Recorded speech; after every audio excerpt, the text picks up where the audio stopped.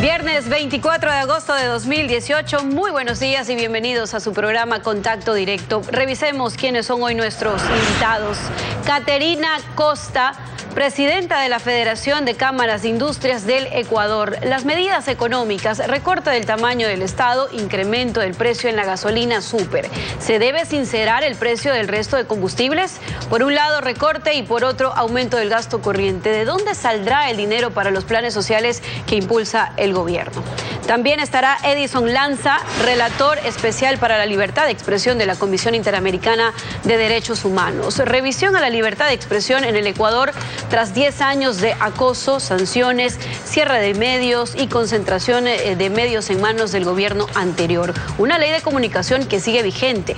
¿Se reforma o se deroga? Lo examinaremos. Además, nos acompañará Hugo Acero, experto en seguridad.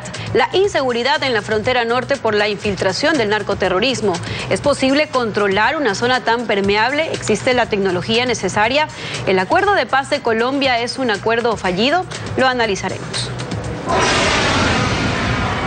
Ecuador abandona la Alternativa Bolivariana para los Pueblos de América, ALBA, organización creada por Fidel Castro y Hugo Chávez en diciembre de 2004 para agrupar a los gobiernos conocidos como del socialismo del siglo XXI. El anuncio lo hizo el canciller José Valencia, quien además mencionó falta de voluntad política del gobierno de Venezuela para resolver la crisis humanitaria que afrontan sus ciudadanos. La presencia de los ministros era por la situación de los ciudadanos venezolanos en el país. Pero el canciller José Valencia sorprendió con un anuncio. Ecuador anuncia que no continuará su participación dentro de la ALBA. Y explica que la decisión busca diferenciarse de las posiciones que podría tener este grupo, como por ejemplo, sobre Venezuela. El Ecuador no se alinea con ningún planteamiento específico en la región, en absoluto, y actúa bajo principios independientes. Y no solo eso, hizo un señalamiento al gobierno venezolano por su accionar ante la crisis humanitaria de sus ciudadanos. El gobierno del Ecuador está frustrado por la falta de voluntad política, en primer lugar del gobierno de Venezuela, para abrir las puertas a una solución democrática y a través de un diálogo nacional genuino, sin exclusiones de ningún tipo, a buscar una solución a los problemas de Venezuela. Un viraje en la posición que tanto el gobierno anterior como el actual tenían hasta hace poco sobre la situación de Venezuela. Más aún, Valencia confirmó que hay buena acogida de los gobiernos de la región para la cita que se realizará en Quito el 17 de septiembre sobre esta crisis humanitaria. Agradecemos la presencia y desde ya la que nos han confirmado los gobiernos de Brasil y Chile. Sin embargo, el gobierno no dará brazo a torcer sobre la necesidad de pasaporte para que los ciudadanos de ese país ingresen. Es el único documento real. Pues yo tengo acá cantidad de documentos, partida de nacimiento, cédulas que son prácticamente ilegibles. Cédulas que nosotros teníamos mejores cédulas hace 30 o 40 o 50 años. Y que desde este viernes los comités de emergencia de las provincias fronterizas y Pichincha se instalarán para facilitar ayuda y recoger información sobre esta crisis. La actualidad, los protagonistas, el análisis y la información en Contacto Directo. Hola Lenin, buenos días. Buenos días Samantha, buenos días a quienes nos acompañan desde sus hogares. El pasado martes el presidente Lenín Moreno anunció una serie de acciones económicas que tienen 3 objetivos centrales: reducir y optimizar el tamaño del Estado, reactivar la economía e incrementar la recaudación tributaria. ¿Cuál es la lectura que tienen los sectores productivos ante estos anuncios? Lo vamos a conocer de inmediato. Nos acompaña esta mañana la abogada Caterina Costa, presidenta de la Cámara de Industrias de Guayaquil y presidenta de la Federación de Cámaras de Industrias del Ecuador. Buenos días. Gracias, Lenin. Un cordial saludo a todos. Nosotros vemos con muy buenos ojos los anuncios del presidente del día martes. Para nosotros es un rompecabezas que se viene formando y que parte fundamentalmente desde la consulta popular, la ley de fomento productivo. Apoyamos plenamente la optimización del Estado y su financiamiento, la disminución de los ministerios, la fusión de empresas estatales la eliminación de la contratación directa estatal. Somos el país 127 en el mundo en ineficiencia en el manejo de los fondos del Estado. Y eso obviamente nos impacta tremendamente. En este camino, obviamente, hay que establecer tiempos, establecer las fechas en que se van a ir dando los pasos, los hitos que ha determinado el gobierno, y además también ver cómo se va dando esa ejecución respecto al presupuesto general del Estado. Ahora, 1.060 millones de dólares anuncia el gobierno del presidente Moreno, que se aspira a ahorrar a través de lo que usted señalaba: supresión de ministerios, fusión de empresas públicas, eliminación de gastos superfluos, así como de los procesos de contratación directa. Allí consta también el ahorro que se daría por la eliminación del subsidio a la gasolina súper. ¿Estas medidas los dejan a ustedes realmente satisfechos, tomando en cuenta que los gremios empresariales del país desde hace mucho tiempo vienen solicitando que se reduzca el tamaño del Estado y por ende sus egresos? Pero por un lado se anuncia 1.060 millones de ahorro, pero por otro lado el gasto corriente se incrementa en un 28%, como que algo no cuadra ahí. Mire, el trabajar en la competitividad del país debe ser prioritario, pero no solo para el gobierno nacional, también para la Asamblea, también para las otras funciones del Estado y para el sector privado. Es importantísimo sincerar las cifras y precios de la economía nacional, incluyendo los costos y subsidios de todos los sectores, pero cuidando de la población más sensible, más vulnerable, la que tiene menos recursos y la débil competitividad del país, especialmente para los productos de exportación. Y eso significa focalizar los subsidios, racionalizar los subsidios que también el sector privado da al sector público y, por último, revisar los monopolios del Estado que generan ineficiencias, altos costos y también mucha corrupción. Hagamos una precisión aquí. Ustedes señalan que hay que sincerar los precios en la economía y que eso incluye el de los combustibles para todos los sectores. Estamos hablando también del diésel que usan los transportistas y las industrias, y que del 2011 al 2017 han recibido por concepto de subsidio 8.400 millones de dólares, según cifras del Banco Central. Bueno, específicamente el gobierno, el señor presidente, ha hablado de revisar, pero bajo términos de competencia o de competitividad, los combustibles que van a los sectores industriales. Específicamente yo puedo dar ejemplo de la industria pesquera industrial, que tiene uno que hacer un balance.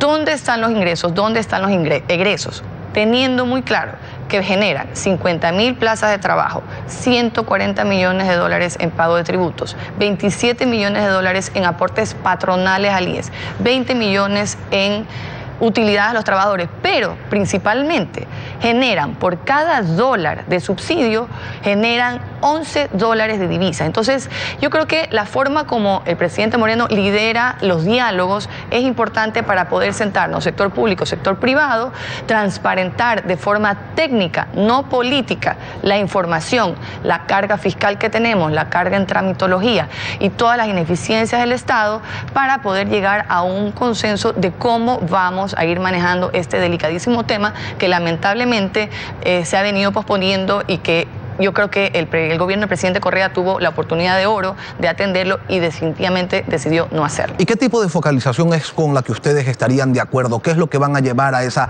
mesa de diálogo en lo que se refiere al diésel, mesa de diálogo convocada por el presidente Moreno? ¿O qué tipo de compensaciones van a requerir? Bueno, hay que tener claro que el 47% de los subsidios representa el diésel.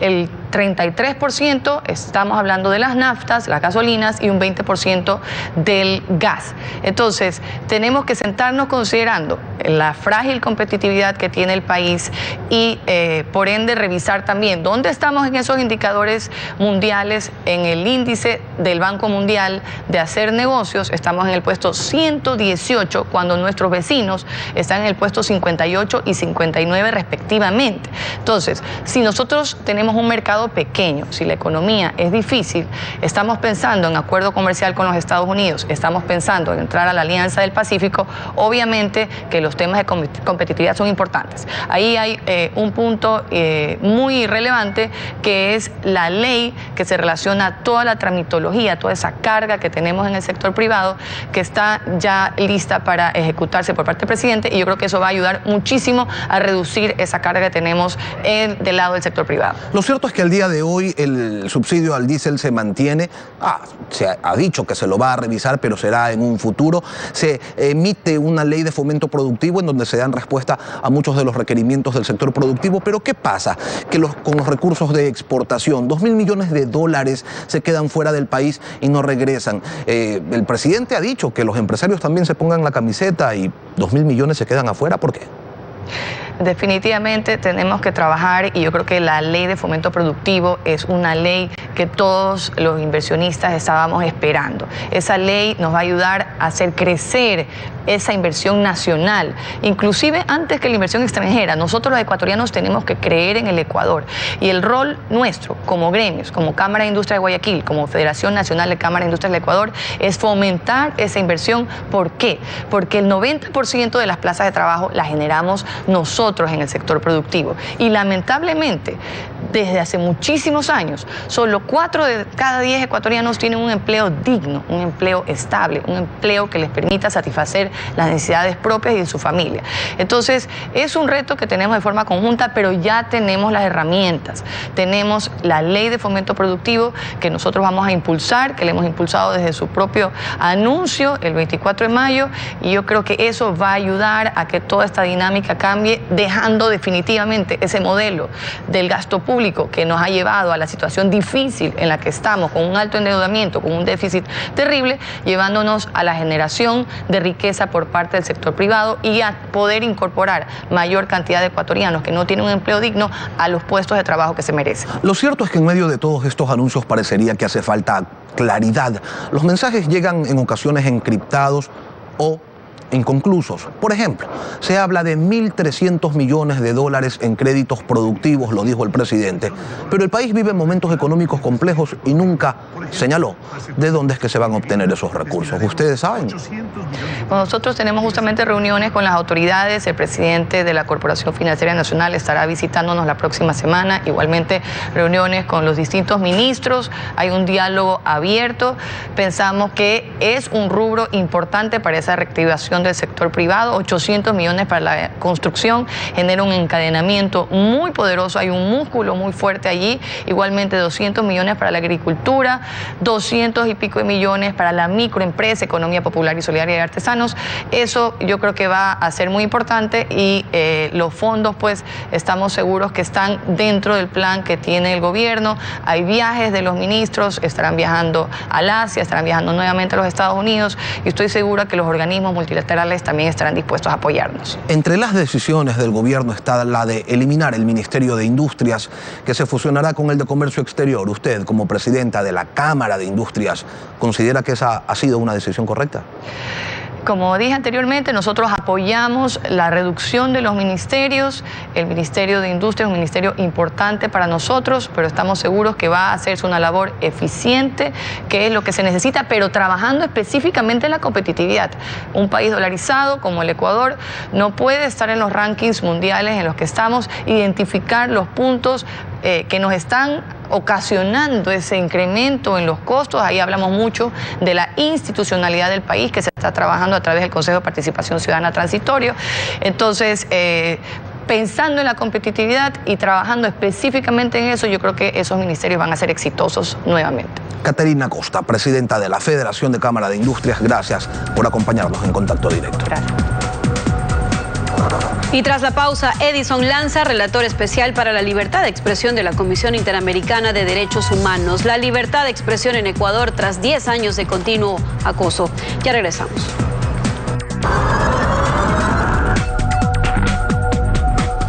Diez años de tensas relaciones entre la Relatoría para la Libertad de Expresión de la Comisión Interamericana de Derechos Humanos y el gobierno ecuatoriano parecen ya ser cosa del pasado. El pasado 17 de abril, Lenín Moreno los invitó a visitar el país y así ha ocurrido. Edison Lanza, relator especial para la libertad de expresión de la CIDH, nos acompaña. Le damos los buenos días. Ha tenido algunas jornadas apretadas y en las múltiples reuniones que ha mantenido con gremios, periodistas y el gobierno, ¿cuáles son las primeras lecturas que éstas le han generado? Buenos días. Bueno, la verdad es que, como usted dice, es una visita histórica en muchos sentidos. Haber tenido tensas relaciones, creo que a esta altura es un eufemismo, fue ataque también lo que sufrió la relatoría por parte de la articulación de la diplomacia y el Estado ecuatoriano para su destrucción. Y por lo tanto, por ese lado también es un reconocimiento que el gobierno ecuatoriano del presidente Lenín Moreno hace a nuestra institución, a nuestro organismo y a la CIDH también. Pero por otro lado también evaluar la situación de la libertad de expresión en lo que yo denomino que hay un tránsito, una transición desde un modelo autoritario a un modelo de un espacio cívico democrático y plural, que es un requisito indispensable para la democracia, ¿no? Y en ese sentido lo primero que hay que decir es que esa transición se está produciendo. La relación entre el presidente y los medios de comunicación, tanto comerciales como comunitarios, etcétera, cambió radicalmente. El presidente también habilitó la reforma de la Ley Orgánica de Comunicación, que fue un instrumento de represión y de censura. Ordenó la liquidación de la Supercom, que es el organismo que persiguió y sancionó a los medios de comunicación en forma sistemática.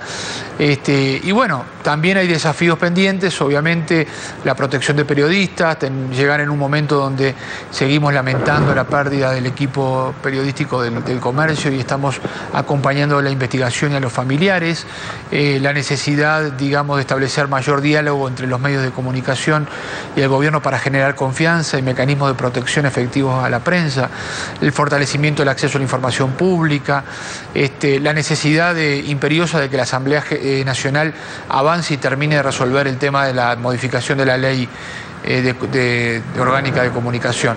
Pero bueno, es un momento diferente, sin duda. Pero la ley continúa vigente, la ley de comunicación, la misma ley con la que anteriormente se cometieron abusos. En función de esto, se podría pensar que el problema no es la ley, sino quien la aplica, pero la libertad de expresión no puede estar a merced del estado de ánimo de un gobernante. Totalmente de acuerdo. Nosotros estamos planteando hoy en un documento que vamos a presentar al mediodía en conferencia de prensa que la situación que vivió Ecuador, las violaciones a la libertad de expresión a las víctimas y a la sociedad en general, cómo se le afectó por estas violaciones, fueron graves, fueron sistemáticas y como cualquier violación a un derecho humano fundamental requiere investigación, requiere medidas de reparación. Y entre las medidas de reparación para, digamos, cambiar la página y que no se repita esta situación, es necesario que se modifique, digamos, absolutamente los términos represivos que tenía la Ley Orgánica de Comunicación. En primer lugar, me parece muy bien que se continúe con la desarticulación de este organismo que estuvo a cargo de este señor Ochoa, y también que se revisen las sanciones totalmente arbitrarias y discriminatorias y bajo normas apartadas del derecho internacional que se aplicaron a muchos medios de comunicación. Y por otro lado está el uso del derecho penal. No olvidemos que acá hubo decenas de periodistas, activistas, defensores de derechos humanos que fueron perseguidos penalmente, que fueron condenados a prisión por delitos como la injuria, como la calumnia, como etcétera, etcétera, por una justicia que estuvo presionada, ¿no? Entonces también hay que generar mecanismos de reparación para esas víctimas, una amnistía obviamente urgente para dejar sin efecto esas condenas por persecución política, y también obviamente digamos avanzar en memoria y verdad. Yo creo que el pueblo ecuatoriano para el futuro tiene saber lo que pasó, qué clase de autoritarismo se desató durante esa década, que fue realmente uno de los peores ejemplos represivos en la región, y saber cuáles son esas estrategias y mecanismos. Esto no es un eslogan.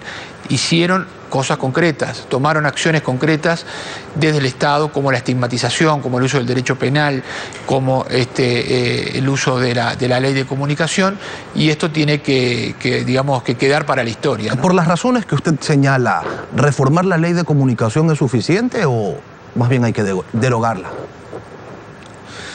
Bueno, yo creo que hay un margen de discrecionalidad que tienen los gobiernos, que tienen que ver con sus contextos políticos y demás, me escapa un poco, ¿no? Digamos, yo creo que, digamos, hay aspectos de la comunicación que tienen que ser regulados. Por ejemplo, la asignación de frecuencias, cómo se va a asignar el espectro, asuntos de fomento de la producción, televisiva o cultural, temas que tienen que ver con la protección de la niñez, etcétera. Entonces, bueno, de pronto uno podría hacer una ley nueva desde cero, bajo estándares internacionales. Pero bueno, el Poder Ejecutivo eligió este camino, tiene la potestad del veto también, y por lo tanto nosotros estamos acompañando al Estado y digamos, a los gobernantes en lo que nos compete, y estamos diciendo, bueno, aún si se modifica, hay que hacer reformas adicionales al proyecto original para que quede absolutamente, digamos, adaptado a los principios del derecho a la libertad de expresión a nivel de los estándares internacionales. En el encuentro con el presidente Moreno acordaron crear un consejo y un comité de protección de los periodistas. ¿Lo propusieron ustedes o el jefe de Estado? ¿Y cuál sería el trabajo a desarrollar por estas entidades? Bueno, nosotros siempre recomendamos a los estados que cuando existe una situación de riesgo estructural en alguna región del país para el ejercicio del periodismo, los estados tienen la obligación de proteger el trabajo de los periodistas, porque justamente están ejerciendo un derecho fundamental. Y eso requiere tener mecanismos de prevención y de protección. Y lamentablemente el asesinato, digamos, el secuestro y posterior asesinato de Efraín Segarra, de Paul Rivas, nos marcan, digamos, la necesidad de generar mecanismos más permanentes de articulación entre el Estado y los medios de comunicación y los periodistas. Y por lo tanto, lo que estamos digamos, recomendando, y ayer el secretario de Comunicación lo anunció, es que se cree un ente o un consejo dentro del Estado que articule en todas las políticas de prevención, que tiene que ver con protocolos y con capacitación a funcionarios, con tomar medidas, evaluar riesgos y tomar medidas de seguridad en lo previo a que alguien vaya a hacer una cobertura que tiene riesgo. Obviamente, si alguien es amenazado por ejercer su profesión periodística, que se le brinden medidas de protección y que se articule con la Fiscalía para que estas amenazas se investiguen. Yo ayer le decía a la fiscal nacional, durante los 10 años del periodo de Correa hubo decenas de ataques y amenazas a la prensa y no hubo una sola investigación de parte de la Fiscalía. Eso nos tiene que llamar la atención. Entonces, estas cosas tienen que cambiar. Usted hacía referencia hace un rato a los ataques que Rafael Correa tuvo con la Relatoría contra la Libertad de Prensa, y no fue la única instancia de la Comisión Interamericana de Derechos Humanos contra la que se enfrentó el gobierno anterior. En estos días, el expresidente Correa ha solicitado medidas cautelares a la misma Comisión Interamericana con la que tuvo tantos inconvenientes. ¿Cómo se llama eso? Bueno, contradicción, en fin, no quiero...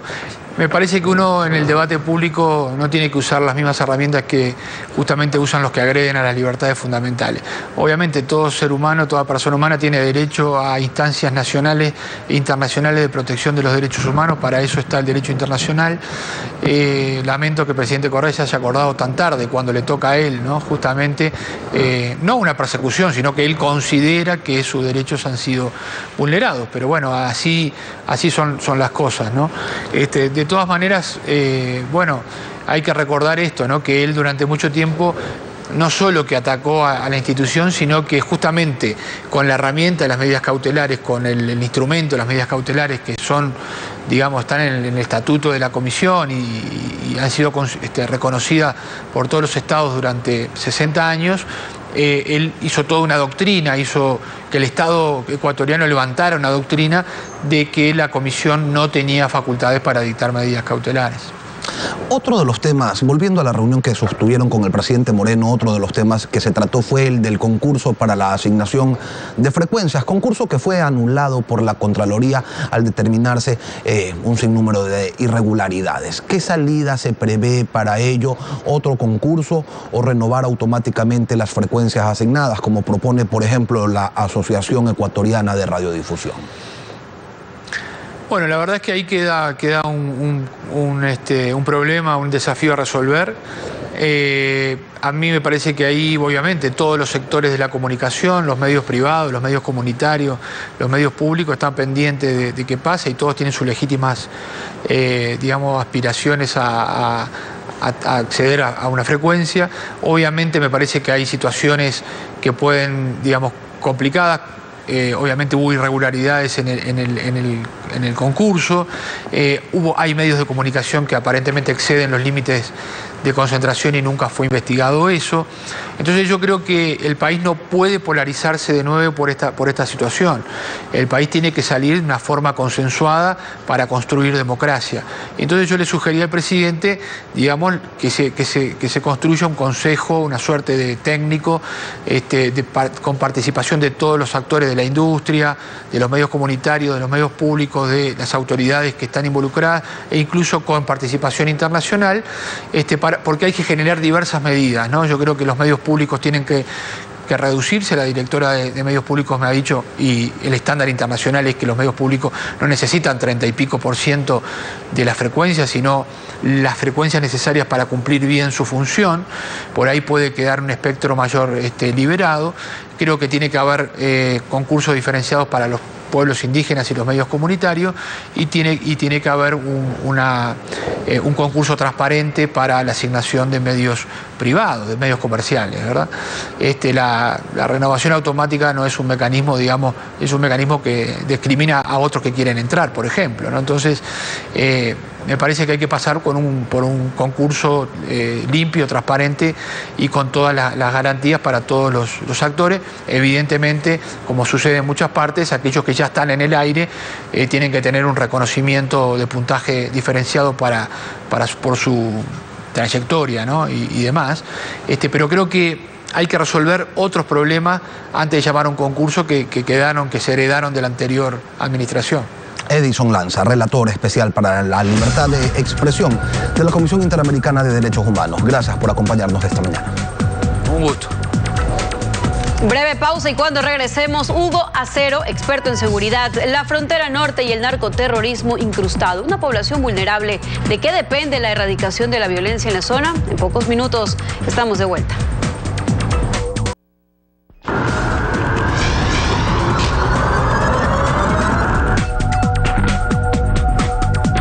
Hugo Acero es experto en seguridad y se encuentra en nuestro país brindando algunas asesorías. Le damos la bienvenida y le consultamos de inmediato la situación de violencia que se ha vivido en la frontera entre Ecuador y Colombia en los últimos meses. ¿A qué responde? Se lo pregunto porque se supone que hay miles de militares en la zona, tanto del lado colombiano como del lado ecuatoriano, con equipamiento, con recursos, con logística, y la violencia no cesa. Buenos días. Buenos días. Pues la verdad es que estos hechos que se han venido presentando en la frontera no son nuevos, digamos. Fundamentalmente están ligados al tema del narcotráfico, la producción de droga en el sur del país, particularmente de Colombia, y desde luego la buscada, por lo menos los narcotraficantes buscaron salida a su producto, en este caso, digamos, a través de la frontera con Ecuador, y desde luego, digamos, no es un fenómeno nuevo. Desafortunadamente se presentó se hizo evidente con estos hechos lamentables de los 3 periodistas asesinados, y pues desde luego los 2 gobiernos han venido coordinando para tratar de mejorar la situación en este territorio. En las últimas semanas las fuerzas colombianas capturan a la mano derecha de Guacho, al primo de Guacho, al explosivista de Guacho, cogen el fusil de Guacho, pero a Guacho no. ¿Hay algo que no se está haciendo bien? Se está trabajando. Yo creo que, digamos, las acciones colombianas en este tema de narcotráfico han sido contundentes, siempre ha sido así. Digamos, generalmente sus círculos cercanos comienzan a debilitarse, comienzan a detenerse, y desde luego eso hace que en algún momento esta persona tenga que caer tanto de este lado de la frontera o de la frontera colombiana. Este es un problema de Colombia que afecta tangencialmente al Ecuador, o a estas alturas se puede afirmar ya que nuestro país no puede considerarse más un tercero afectado, sino por el contrario un protagonista? Yo creo, mire, generalmente a estos temas se le ha planteado desde otros países que la droga está de paso. La verdad es que la droga no está de paso, la droga en los países llegó para quedarse. Fue el fenómeno mexicano, fue el fenómeno centroamericano e inclusive en Brasil. Y es allí donde los países deben coordinar y deben trabajar de manera conjunta. Estamos ante un delito transnacional y frente a un delito transnacional debe haber una seguridad transnacional y una justicia transnacional. Usted hace unas semanas escribió una columna en diario El Tiempo y señalaba que México se colombianizó, que Colombia se pacificó. ¿Y Ecuador qué? Esperemos que no suceda lo que sucedió realmente en México. Hace algunos años, precisamente el presidente Vicente Fox y sus funcionarios consideraban que la droga estaba de paso, que el problema era de los colombianos, y hoy vemos cómo no solamente tienen unos grandes carteles ya digamos, activos en la región. Hay carteles mexicanos en el caso de Colombia, casi que verificando el producto que se está exportando, y allí definitivamente ese fenómeno ojalá no se presente en Ecuador. Se presentó en el caso mexicano y se ha presentado también en el caso de Brasil. Hay que entender que la zona a la que estamos haciendo referencia es selvática y montañosa, de difícil acceso y por ende muy compleja de controlar, pero existe tecnología, hay inteligencia y sin embargo, más allá de algunos golpes puntuales, no se logra culminar con éxito operaciones principales. Hablemos de la captura de Huacho. ¿Qué es lo que no se está haciendo bien? ¿Qué es lo que usted sugiere se debe hacer? Hay que incrementar, digamos, los esfuerzos binacionales de frontera, no solamente en materia de seguridad, en materia de presencia de las fuerzas militares y de policía e inclusive de la Fiscalía, porque es un tema de trabajo conjunto de investigación criminal contra este tipo de organizaciones, sino también hay que, desde luego, tener, en el caso colombiano, una presencia del Estado integral, de desarrollo, de bienestar, que permita que precisamente las comunidades comiencen a acercarse al Estado, comiencen a realizar otro tipo de actividades y desde luego contribuyan con su acción a desvertebrar este tipo de organizaciones que actúan en la frontera. La pobreza es sin duda caldo de cultivo para las operaciones narcodelictivas. En función de aquello, inversiones para el desarrollo son fundamentales si se quiere ganar esta guerra. La intervención integral, este no es un tema solamente de fiscales, jueces y policías y fuerzas militares. Se requiere realmente el trabajo de otras instituciones de desarrollo. En el caso de la frontera con Colombia, de la frontera colombiana, se requiere mayor inversión, se requiere presencia del Estado en términos de desarrollo educativo, social, y se quiere infraestructura. Y desde luego fuentes de empleo o fuentes de producción de otro tipo de productos que compitan de manera efectiva frente a este tipo de producción del narcotráfico. Entonces, ¿se podría señalar que no se ha cumplido con el acuerdo de paz del lado colombiano en lo que refiere a desmovilización, desarme e integración a la sociedad? ¿Hay allí un tema pendiente? Se está avanzando, digamos, ha faltado, digamos, mayor esfuerzo desde luego y es digamos, un proceso de organización complejo. El proceso de paz ha avanzado para el país, digamos, ha sido de gran beneficio en el caso colombiano. Sin embargo, hay que reconocer que quedaron unas disidencias de las FARC que definitivamente se quedaron manejando el negocio ilegal dado su rentabilidad, y esto ya son grupos criminales que hay que atacar como tal, y por eso se requiere el trabajo conjunto. Este es un negocio, una actividad criminal transnacional, y allí se requiere el trabajo conjunto de los distintos países. Son 3 países productores, en el caso de Colombia, Perú y Bolivia, y es allí donde hay que trabajar con los hermanos de los países vecinos, de los gobiernos vecinos, para enfrentar precisamente este reto que no es nacional sino transnacional y que puede complicarse si no se toman las medidas adecuadas en cada país. Una actividad criminal que tiene muchos, pero muchos recursos con los que fácilmente puede corromper a autoridades, uniformados o funcionarios públicos incluso. Es así, Colombia tiene una experiencia grandísima, tenemos una violencia fuerte por parte del narcotráfico a aquellas personas que se han opuesto, políticos importantes han muerto, jueces, fiscales, periodistas, pero es una guerra en donde sé y he comprobado y he participado también, en donde hay funcionarios honestos, transparentes, que definitivamente creen que se pueden, creen y tienen tenemos la certeza que se puede enfrentar a este tipo de organizaciones, tener resultado y desde luego el Estado no se puede someter. Yo creo que aquí hay un esfuerzo importante que están realizando los gobiernos de Ecuador y de Colombia para enfrentar un crimen transnacional que desde luego debe ser enfrentado como tal. Y es allí donde hay que trabajar de manera conjunta con todos los países, no solamente vecinos, sino hay que trabajar con los Estados Unidos y con Europa. Desde su lectura, Ecuador, Colombia, ¿son narcodemocracias?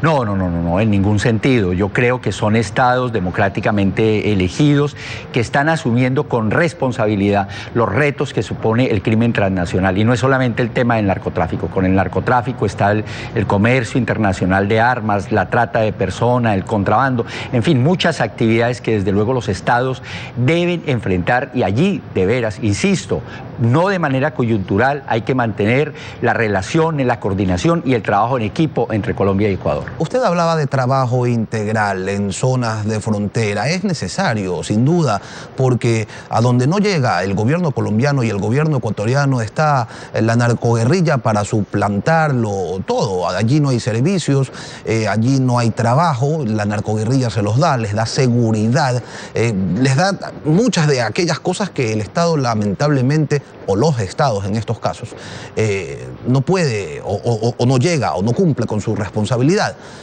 Allí la tarea. La tarea es compleja, inclusive yo creo que hay que avanzar, digamos, en la línea de enfrentamiento judicial, policial y militar, este tipo de organizaciones, pero también las dos naciones deberían también comenzar a avanzar en ese desarrollo social de la frontera, que permita que de lado y lado haya bienestar, que de lado y lado haya seguridad y desde luego presencia efectiva de los estados. No es que con más militares, que con más armas de fuego, que con más bala se va a solucionar este asunto. Aquí se requieren las dos acciones. Definitivamente esto es, como decimos en Colombia, de zanahoria y garrote. Se requieren acciones contundentes de la fuerza pública, de la justicia y de la seguridad, pero también se requiere desarrollo social. Eso es necesario. Las dos cosas hay que hacerlas y las dos cosas hay que hacerlas con contundencia y organización. Pero incluso a veces estos delincuentes se infiltran en quienes se supone, en los cuerpos de seguridad que se suponen que tienen que combatirlos. Es así, desafortunadamente es así, son los temas de este crimen organizado que logra infiltrar con corrupción a los funcionarios e inclusive la misma corrupción, si se quiere, política. En el caso colombiano tuvimos un fiscal anticorrupción que terminó involucrado en graves casos de corrupción, hoy está en los Estados Unidos, pero definitivamente los estados tenemos o tienen capacidad para enfrentar este tipo de amenazas y no solamente el tema del narcotráfico, sino el tema de la corrupción. Hugo Acero, experto en seguridad. Gracias por venir a Contacto Directo. Un buen día. Buen día. Bien, así despedimos Contacto Directo. Lenin, amigos, que tengan un excelente fin de semana. Para ti y para todos quienes nos han acompañado esta mañana. Gracias.